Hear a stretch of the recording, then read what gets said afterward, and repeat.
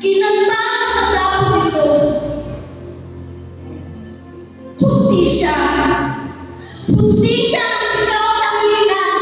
Pero marami pa rin ang nagpipilihan. Nagmumula-mulakan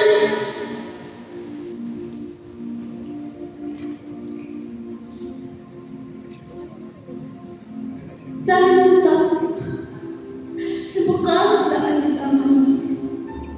Nakaraos din. Hindi na lamang ang takbo ng aking lipunan.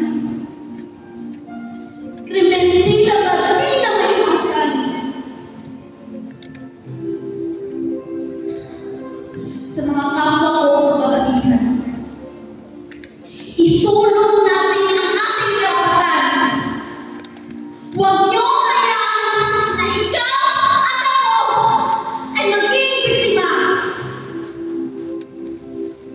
Babae tayo. Hindi